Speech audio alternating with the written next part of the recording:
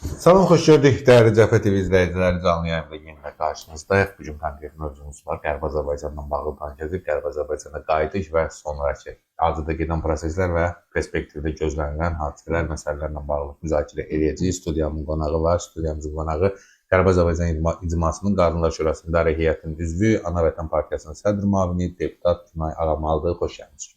Təşəkkür ederim. Salamlayıram sizi.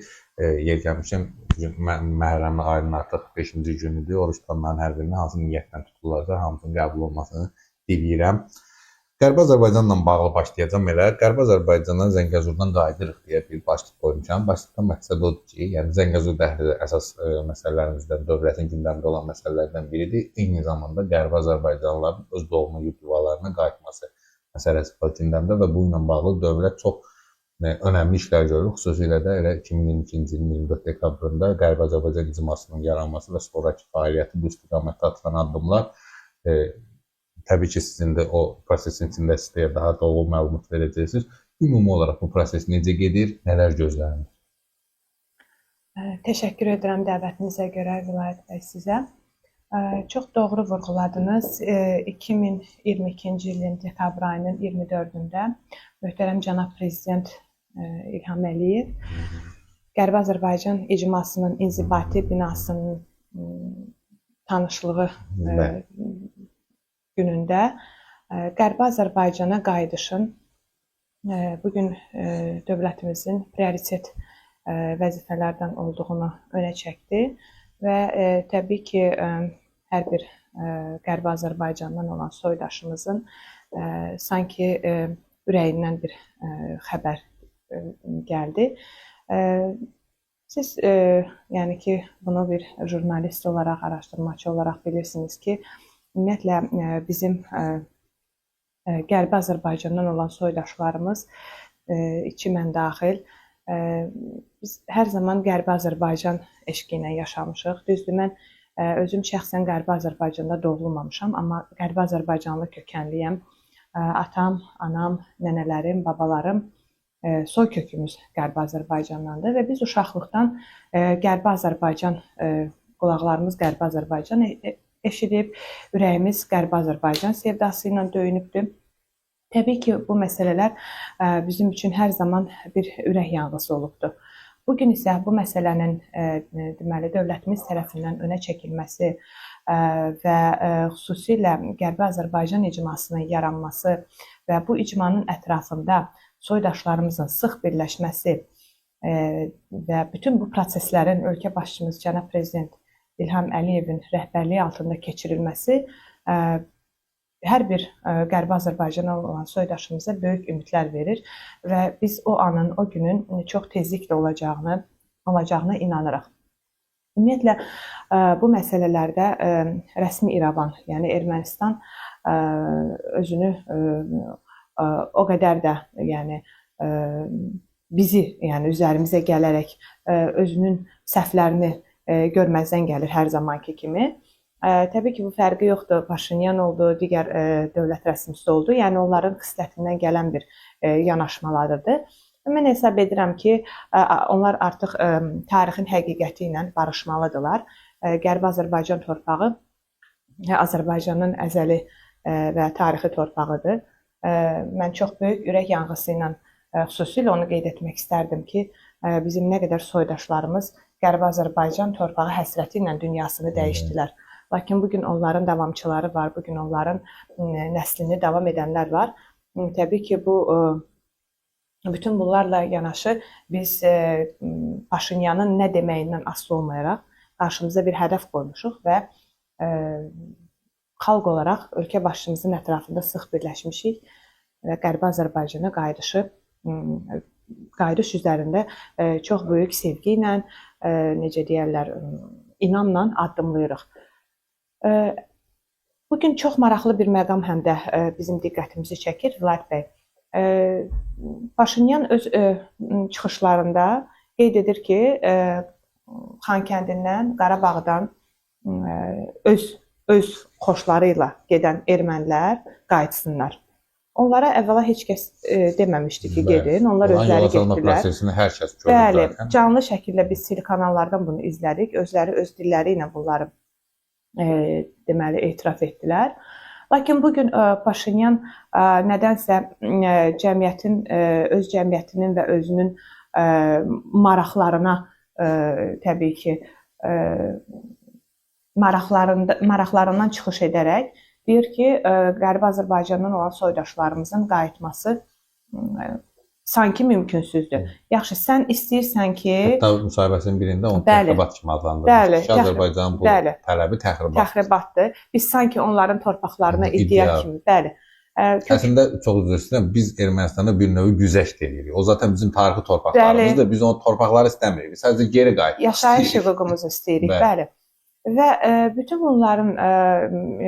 bunlarla yanaşı bugün çox maraqlı bir sual doğur buradan və mən inanıram ki, Paşinyan özü bu suala cavab verə bilməyəcək ki, necə olur ki, sən haqsız tələbini edə bilirsən, biz isə haqlı tələbimizin qarşısında sən bizi yanlış və təxribatda qınayırsan.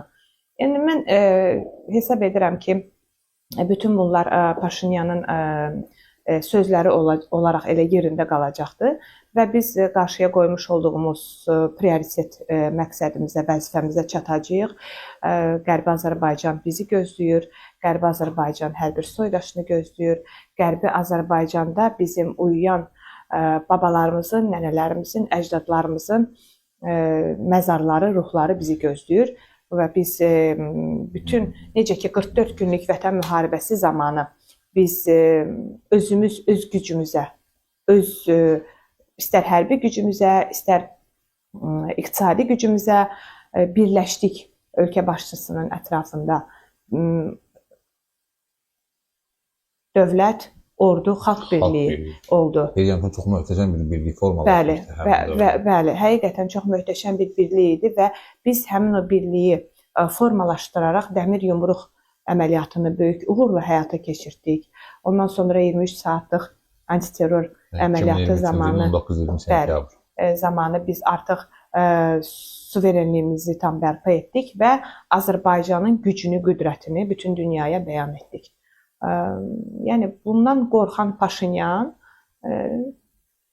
elə hesab etməsin ki, əslində qorxur, amma elə hesab edir ki, o bəlkə də nə zamansa o və yaxud onun dövləti bu və ya digər addımlar ata bilər. Əsla bu mümkün deyil. O, bugün ölkə başçımız çox haqlı və yerində bir tələb qoymuşdur ki, Ermənistan konstitusiyasında və hüquqi normativ aktlarında Azərbaycana qarşı ərazi iddialarından çəkinməlidirlər. Çünki bugün əgər sülh müqaviləsi bağlanarsa, əgər onların hüquqi normativ aktlarında, sənədlərində və konstitusiyasında bu öz əksini tapmırsa, sabah Paşinyandan sonra gələn hər hansısa bir dövlət idarəçisi təbii ki, bu sənədi, bu sülh sazişini kənara qoyub söykənə bilər onun konstitusiyasına və hüquqi normativ aktlarına, sənədlərinə. Hesab edirəm ki, Paşinyan bunlarla məşğul olmalıdır və amma son vaxtlar Paşinyanın apardığı siyasət bir növ Azərbaycanın tələblərinə əməl etməyə meyilli kimi görünür. Düzdür, mən Ermənistan səmimiliyinə heç bir inanmamışım. Çünki 30 il müddətində işğal görmüş bir millət Ermənistan səmimiliyinə, yəni Paşinyan olmur, başqa bir dövlət idarəçisi olsun, yəni onların səmimiliyinə nə qədər inanmaq olar deyə bir sual həmişə beynində formalaşır. Qərbi Azərbaycana qayıdış baş tutar. Təhlükəsizlik məsələləri və s. Ermənistan nə qədər etibar eləmək olar ki, olan rəhbərliyi altında, onların ərazisində, indi BMT belə tanıyır da, bizim tarix torpaqlarımızda olacaq. Bu məsələlər necə həll olunacaq? Hər hansı bir plan və ya hər hansı bir proses gedirmi bununla bağlı? Ümumiyyətlə, Cənab Prezidentin çıxışlarında da biz hər zaman izləyirik ki, Qərbi Azərbaycana qayıdış sülh yolu ilə ləyaqətli və təhlükəsiz şəkildə həyata keçirilməlidir. Təbii ki, bütün belə olduğu halda, daha öncə vurğuladığımız kimi, əgər sülh sazişi rəsmi şəkildə qəbul olunarsa və onlar öz, daha öncə dediyimiz kimi, sənədlərində bu və ya digər dəyişiklikləri həyata keçirərlərsə, təbii ki, bu artıq onların üzərinə düşən bir məsuliyyətdir. Çox haqlı vurğuladınız Ermənistan ümumiyyətlə çox Etibar inanılması, olunacaq bir tərəf deyil. bəli, etibar olması bir tərəf deyil, bir qonşu deyil, deyərdim ki. Yenə də biz hər zamanki kimi ehtiyatımızı əldən verməməliyik və inanıram da ki, bu belə də yəni olacaqdır. Sadəcə olaraq bugünkü gündə, bugün əgər Paşinyanın bu məsələlərə siz necə görməzdən gəlməsi, yəni onun üçün sadəcə bilirsiniz, bugün söhbət həm Paşinyandan gedir, həm də ümumiyyətlə rəsmi İrəvan, yəni bugün Paşinyan da sabah hansı dövlət başçısı olacaq, kim olacaq, yəni ümumiyyətlə bütün bunların hamısı sənəd üzərində olarsa, hesab edirəm ki, biz daha deməli bir növ sığortalanmış olarıq. Ən azı beynəlxalq hüquqa istinad etmək üçün. Bəli, sənəd olmalıdır. Mən hesab edirəm ki, əslində Ermənistan hökuməti Azərbaycanın hansı gücə qadir olduğunu bilir. Yəni əgər bir balaca da ağıllarını işə salsalar, inanmıram ki, o qədər də dərinə gedərlər. Təbii ki, sadəcə çünki onlar əslində Azərbaycanın bu qədər gücə sahib olduğunun fərqində deyildilər. Yəni onlar artıq onu gördülər. Bir məğlub edilməzlik mifi formalaşmışdı. Təbii ki, 2020-ci il 27 sentyabra qədər. Sonra əslində bunun sadəcə mif olduğunu, Azərbaycanın 30 il ərzində sadəcə güzəştə getdiyində prinsipə biz həmişə sülh prosesinə sadiqliyi nümayiş etdirmişik. Hətta bir ifadə var idi, mənim efimdə sizin həmkarlarınızdan biri səsləndirmişdi. Çox maraqlı ifadə idi ki, ATƏT-in Minsk qrupunun cinayətkarcasına fəaliyyətsizliyi 30 il müddətində bu torpaqların geri qaytarılmasına problemlər yaratdı. Qərbi Azərbaycana qayıtmaq istəyirəm yenə də. Mən öz-özümdə həmişə düşünürəm ki, Qərbi Azərbaycanla bağlı görülən işlər təbii ki, çox böyük işlər görülür dövlət səviyyəsində, eyni zamanda Qərbi Azərbaycan icması və s. və ilə. Amma tutaq ki, məsəl üçün, oradakı ərazilər Göyçə mahalı olsun, digər rayonlar olsun. Oralara üzrə bir nümayəndə seçmək, onun üzərindən daha çox fəaliyyət göstərmək təbliğat xarakterli. İcmanın daxilində əslində bunlar var. Yəni Qərbi Azərbaycan icmasının mahallara görə təbii ki, bəli, bunlar hamısı mövcuddur. Onlar o bölgü həyata keçirilir və bugün Qərbi Azərbaycan icması işini çox peşəkarcasına və layiqli həyata keçirdir. Bilirsiniz ki, daha öncə də özünüz vurğuladığınız kimi mən Qərbi Azərbaycan İcmasının Qadınlar Şurasının İdarə Heyətinin üzvüyəm. Biz qadınlar olaraq da bu məsələlərdə çox sıx şəkildə tədbirlərin keçirilməsi, görüşlərin keçirilməsi çox uğurla deməli həyata keçirilir. Qərbi Azərbaycan İcmasının Qadınlar Şurasının sədri Məlaət xanım bu məsələdə həssaslıqla yanaşır və bizim bu yaxınlarda da bir beynəlxalq deməli konfransımız keçirildi. Qərbi Azərbaycandan olan xanımlarımız 50-yə yaxın ölkədən onlayn formatda konfransa qoşuldular.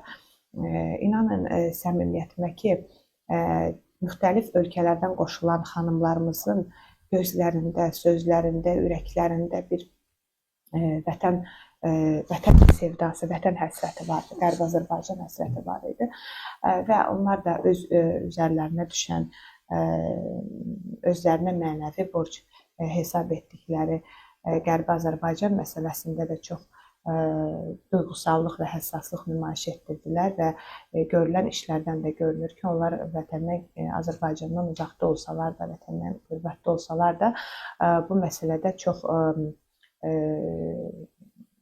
yaxından, bu prosesdə çox yaxından iştirak edirlər.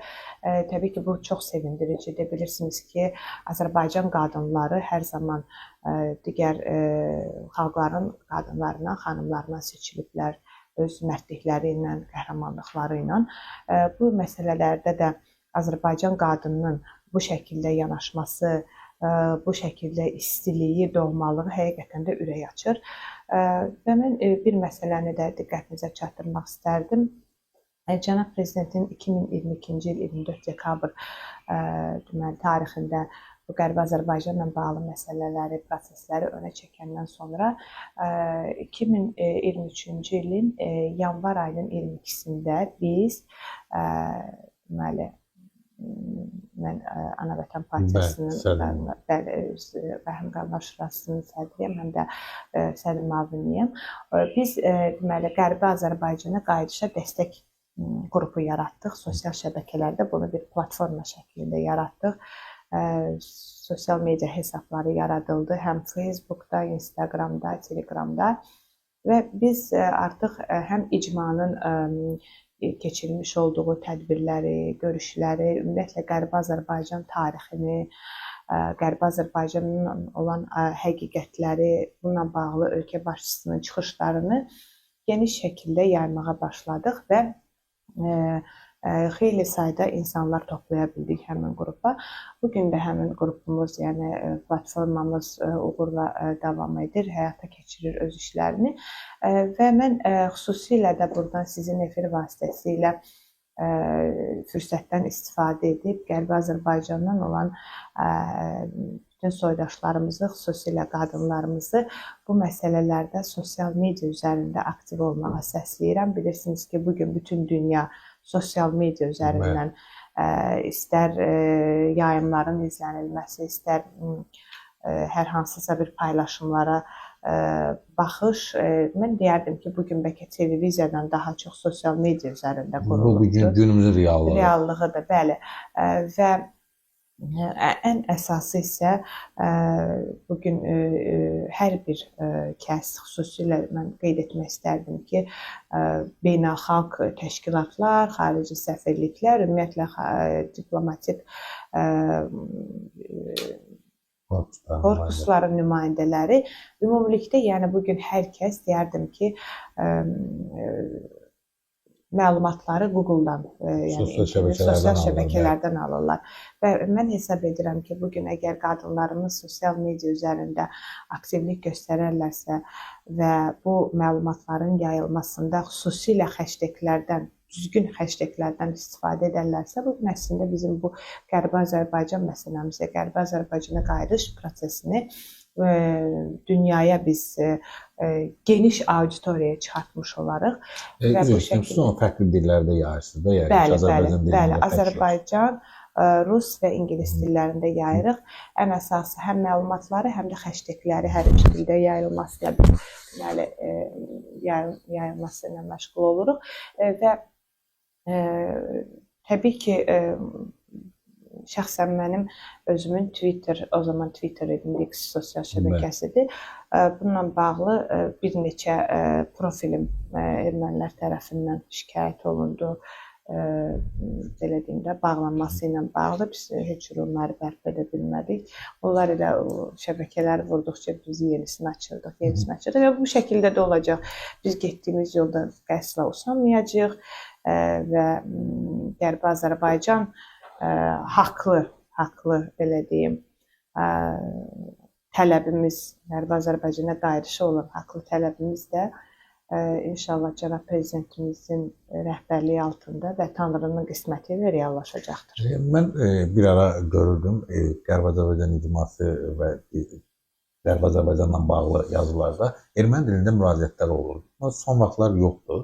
Mən bunu daha təsirli əslində bir variant hesab edirəm.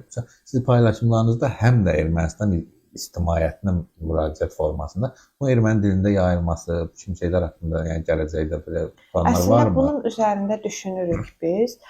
Bilirsiniz ki, ümumiyyətlə belə bir deyim var, düşməni dilini və tarixini yaxşı bilməlisən. Biz hər kəsə məlumdur ki, düşmənimizin tarixi yoxdur. Ümumiyyətlə tarixən onlar yəni Azərbaycan torpaqlarına göz dikiblər, zəbt ediblər, işğalçılıqla məşğul olublar. 200 ildən bugünə qədər yəni gəlib gördüklərimiz bunlardır. Tarixləri zaten yoxdur onların. Dilləri də bilmirəm, oradan-buradan özləri üçün bir dil formalaşdırıblar. Yarısı fars oxşuyur. Bəli, onu deyirəm də, bəli, bəlli deyil. Bunun kökü, dil hansı kökdən yəni qaynaqlanır. Yəni hesab edirəm ki, amma hər nə olsa da bilmək bugünkü günün elə bilirəm ki, zərurətidir. Məncə də.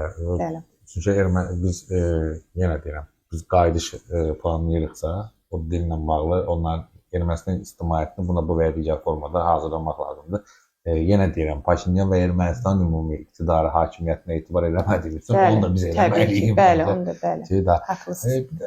Sizin partiyada, sizin başqa müaviniz, partiyanızda Qərbi Azərbaycan şöbəsi varmı? Platformada heç bir, məsələn, Qərbi Azərbaycanla bağlı hər hansı bir məsələn, Sumqayıt rayon təşkilatı var. Qərbi Azərbaycanla bağlı da belə bir təşkilatlar, funksiyalar varmı? Xeyr, hal-hazırda belə bir təşkilatlar da partiya daxilində yoxdur. Ümumiyyətlə, Vilayət bəy, mən sizə bir həqiqəti söyləyəcəm. Zamanında Qarabağ məsələsi hər birimizin ağrısı, acısı idi. İstər biz Qarabağlı olaq, istər biz Qərbi Azərbaycanlı olaq, bunun heç bir fərqi yox idi. Hər birimiz Qarabağ sevdası ilə yaşayırdıq, Qarabağa qovuşmaq həsrəti ilə yaşayırdıq. Zamanında biz olduq, hər birimiz olduq Qarabağlı. Bugün isə hər birimiz Qərbi Azərbaycanlı olmalıyıq. Milli məsələlər, dövlət məsələləri məhz bunu tələb edir. Bu hər birinin vətəndaşlıq borcudur. Bunu eləmək məcburiyyətidir. Mütləq bu şəkildə olmalıdır və ümumiyyətlə Qərbi Azərbaycana qayıdış məsələsi ümumi milli məsələdir. Burada hər kəs öz mövqeyini göstərməlidir və haqq səsimizdə biz birgə addımlamalıyıq. Təbii, mən tamamilə razıyam dediyinizdən. Sadəcə bəzi partiyalar, ictimai təşkilatlar, siyasi təşkilatlar bu məsələyə bu formada məncə dəstək verməlidir. Mən sizin platformada sizdən soruşdum, amma ümumi olaraq hər bir partiya bu istiqamətdə hər hansı bir işi görməlidir. Parlament tarixində bir ilk oldu. Qərbi Azərbaycanla bağlı bir qurum yaradıldı, fəaliyyətdə. Bu çox gözəl təşəbbüsüdür. Yəni parlament üzərinə düşəni elədi, addımını atdı. Təbii ki, indi parlament tərkibində olan deputatların əksəriyyəti Qərbi Azərbaycan icmasında olanlar, yəni Qərbi Azərbaycan icmasında olanlar da var. Hətta orada sədriniz parlamentin həm də deputatıdır. Yəni bu istiqamətdə parlament bunu eləyir. Digər partiyalarda müstəqil təşkilatlardır və məncə bu formada, hər hansı bir formada buna dəstək verməlidirlər ki, biz məqsədimizə tam tez şəkildə nail ola bilək. Bəli, məhz elə buna görə də biz zamanında həmin qeyd etdiyim Qərbi Azərbaycana qayıdışa dəstək platformasını yaratdıq və uğurla fəaliyyət göstərir. İnanıram ki, bundan sonra da fəaliyyətimiz daha güclənəcək və biz haqq səsimizi, milli məsələmizi daha geniş auditoriyaya çıxartmağa nail ola biləcəyik. İnşallah uğurlar arzulayıram. Çox gözəl təşəbbüsdür yer gəlmişkən. Yenə deyirəm, sosial şəbəkə bugün dünyanın hər yerinə əlçatanlıq verir deyə sosial şəbəkənin imkanlarından maksimum dərəcədə yararlanmaq lazımdır. Yer gəlmişkən Bərk Günay xanım dedi, bütün qadınlar sosial şəbəkədə aktiv olsun. Yəni həmin Qərbi Azərbaycan mövzusu nəzərdə tutulur, digər məsələlərdir. Bəli, Qərbi Azərbaycan mövzusu. Qərbi Azərbaycanla bağlı və mən də bunu dəstəkləyirəm. Hətta Qərbi Azərbaycandan olmayan xanımları və bəyləri də bu proseslərə dəstək verməyə, bütün Azərbaycan, özünü Azərbaycanlı hiss edən, Azərbaycanlı hiss edən hər kəsi bu prosesə qoşulmağa dəvət edirəm. Buradan fərqi yoxdur, onu Günay xanımın partiyası edir və yaxud da Günay xanımın hər hansı bir təşkilatı edir. Biz hər birimiz bu məsələdə dəstək olmalıyıq. Müharibəni dövlət apardı. Biz vətəndaş olaraq da müharibəyə dəstək verdik və nəticədə Qarabağ kimi böyük bir zəfərə, tarixi bir zəfərə nail ola bildik. Qərbi Azərbaycanla bağlı da bu proseslərdə bu böyük zəfərə nail olmağı bir vətəndaş kimi özümə də daxil bütün Azərbaycanlıların hər birinə arzulayıram ki, nə vaxtsa biz də Qərbi Azərbaycana qısa müddətdə qayıdacağıq. Qayıdacaq demişkən, Zəngəzura gedən yol Zəngəzurdadır. Zəngəzur dəhlizi ilə bağlı nə düşünürsünüz? Nə vaxt açılacaq? Bununla bağlı daha öncə qeyd etdiyimiz kimi, Vilayət bəy, Zəngəzur dəhlizinin açılması coğrafi baxımdan böyük əhəmiyyət kəsb edir. Təbii ki, burada da yenə bütün məsuliyyət düşür Paşinyanın üzərinə. Paşinyan öz düşüncələrində və yanaşmalarında bir dönüş etməlidir. Bütün müxtəlif bəhanələrlə, müxtəlif maneələrə cəhd etsə də, amma əmin olsun ki, o dəhliz açılacaqdır. Zəngəzur dəhlizi mütləq açılacaqdır. Bizim Azərbaycanla Naxçıvan arasında nəqliyyat əlaqələrimizin deməli bərpası olduqca vacibdir. Sadəcə hesab edirəm ki, zaman lazımdır, amma belə hesab edirəm ki, o zaman çox da uzaqda deyil. Çox yaxın müddətdə ümid edir ki, açılacaq. Yəni əslində Zəngəzur dəhlizinin açılması, sülh müqaviləsinin imzalanması bu kimi məsələlər bir-birinə bağlı məsələlərdir və Ermənistan üçün əslində bu daha vacibdir. Çünki faktiki blokada şəraitində yaşayır və onu xilas edici iki dövlət var, Azərbaycan və Türkiyə. Azərbaycan və Türkiyə ilə münasibətləri nə qədər tez müddətdə Paşinyan iqtidarı və ümumi Ermənistan hakimiyyəti nə qədər tez müddətdə buna nail ola bilsə, Ermənistan üçün daha yaxşısı olacaq. Amma başqa dövlətləri düşünmür, qonşu dövlətləri düşünmür, heç olmasa özünün taleyini düşünüb, ən azından düzgün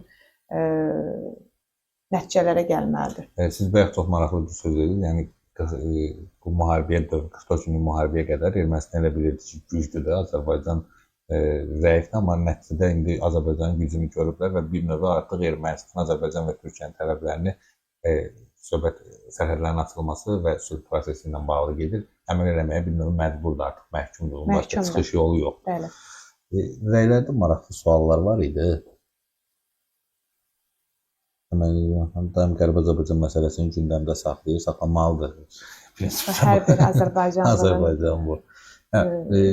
Həm mənəvi borcudur, həm vəfa borcudur, həm də ümumi məsələdir. Burada hər kəs əsaslıq göstərməlidir. O biri düşmənlər, Rus, Fars və Fransız imkan versə, Qərbi Azərbaycana qayıdacaq.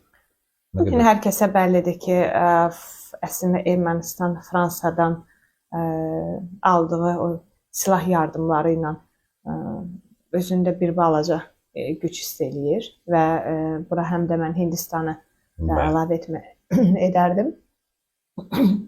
Nə qədər, üzr istəyirəm, nə qədər silahlansalar da bugün hər kəsə bəllidir ki, Ermənistan Azərbaycanın qarşısında çox aciz bir dövlətdir. Bəli. Bunu biz daha öncə vurguladığımız kimi 44 günlük Vətən müharibəsində də göstərdik, 23 saatlıq antiterror əməliyyatlarında da göstərdik və bugün bunun həm də ən bariz nümunələrindən biri ölkə başçımız cənab Prezident İlham Əliyevin həyata keçirdiyi siyasətdir, prinsipallıqdır, mövqeyini ortaya qoymasıdır, sərgiləməsidir. Yəni Ermənistan çox da dövlətəm deməsin. Əslində yəni biz onlara hörmət mənasında deyirik, amma bütün hallarda Ermənistan düşməndir. Yəni onun əslində necə dövlət olaraq yaranması da hər kəsə bəllidir. Bir ara bir məsələ, daha geniş yayılmış bir fraza deyim, ifadə var idi. Deyirdi, Ermənistan hər zaman 44 günlük müharibədən sonraki da post müharibə dövrünü nəzərdə tutur. Bu 10 noyabr bəyanatı çıxandan sonra fikirləşirik ki, Ermənistan ən azından özündə güc tapıb 10 noyabr bəyanatının bəndlərinə, müddəalarına əməl edəcək, söhbət separatizm və faşizmə son qoyulmasından gedir. Onu da eləmədi, onu da biz sonlandırdıq. Elə biz o 23 saatlıq əməliyyatla. Biz əslində tək Ermənistan üzərində yoxdur, həm də faşizm. Faşizm, bəli. Üzərində qələbə qazanmışıq. Çünki Ermənistan dövlət siyasətinə çevrilmişdi artıq. Bəli. Faşizm siyasətini və s. və ilaxır. Son olaraq bu Qərblə bağlı bir sual vermək istəyirəm. Qərbin bu prosesə yanaşmasından söhbət gedir.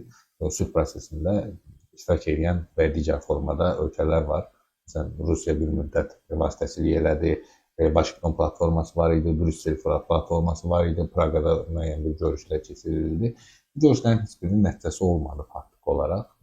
Təbii ki, Ermənistanın günahı ucbatından olmadı. Çünki Ermənistan yenə də pozuntuculuqla Qərbdən Praqa görüşündə, son Praqa görüşündə Azərbaycan elədi, getmədi. Niyə? Çünki orada Azərbaycanın əleyhinə olan hər şey var idi. Yəni sülhdən başqa hər şey var idi. Ümumi olaraq sizlər necə düşünürsünüz? Bu sülh prosesi konkret olaraq Azərbaycan və Ermənistan arasında olacaq sülh prosesini kənar bir müdaxilə bu prosesi uzatmağa xidmət edir, yoxsa hər hansı bir həqiqətən sülhdə səmimi olan bir tərəf var? Tamamilə haqlısınız. Bu maneədir. Bu maneədən başqa bir cəhd deyil. Daha öncə qeyd etdiyimiz kimi onlar əslində sanki zaman qazanırlar silahlandırılmaqla Ermənistana rəsmi İrəvan. Mən hesab edirəm ki, bugün əgər onsuz da Ermənistan çox gücsüz və zəif bir dövlətdir. Bugün hər kəsə bəllidir ki, Ermənistanın söykəndiyi müəyyən qərb dövlətləri var deyə Ermənistan bu şəkildə bəzən belə özünə məxsus çıxışları ilə gündəmə gəlir. Lakin mən sizi əmin edirəm ki, və buna hər bir kəs mütləq şəkildə inanmalıdır ki, hansı dövlətin Ermənistana yardım etməsindən asılı olmayaraq, ona havadarlıq etməsindən asılı olmayaraq, bu məsələlərdə Azərbaycan dövləti haqlı olduğu kimi də qalib olacaqdır və biz çox qısa zaman kəsiyində həm sülh sazişini deməli imzalanmasına nail olacağıq və eyni zamanda Qərbi Azərbaycandan olan soydaşlarımızın öz dədə-baba torpaqlarına, əzəli torpaqlarına, tarixi torpaqlarına sülh şəklində müharibəsiz, ləyaqətlə və təhlükəsiz şəkildə qayıdacaqlar. Bunu Paşinyan istəsə də, istəməsə də bu acı deməli onların təsəvvürlərində yaşadıkları o reallıqlardan tamamilə, yəni onların təsəvvürlərində yaşadıkları reallıqlardan tamamilə kənardır. Bu həqiqi reallıqdır, bu tarixi reallıqdır və bizim Qərbi Azərbaycana qayıdışımız tarixi zərurətdir. Paşinyan bunu bilməlidir və qəbul etməlidir. Mən hesab edirəm ki, bilir, amma qəbul eləmə məsələsində yəni o qəbul eləyəcək.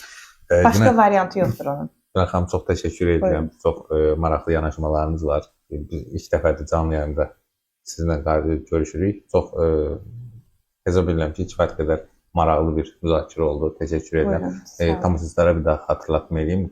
Bugün studiyamın qonağı Qərbi Azərbaycan İcmasının Qadınlar Şurasının İdarə Heyətinin üzvü, Ana Vətən Partiyasının sədr müavini, deputat Günay Ağamalı idi. Sizinlə efirdə aparıcı mən idim, Vilayət Muxtar. Bugünkü canlı yayınımızda bu qədər. Təşəkkür edirəm hər birinizə. Kifayət qədər izləyicilər var idi. Efirdən sonra da efiri bəyənib paylaşaq ki, daha çox insan yayından məlumatlı ola bilsinlər. Burada həm də Qərbi Azərbaycan məsələsi müzakirə olunduğuna görə hesab edirəm ki, hər bir vətəndaş ən azı bunu bir dəfə bəyənməlidir. Təşəkkür edirəm. Sağ olun.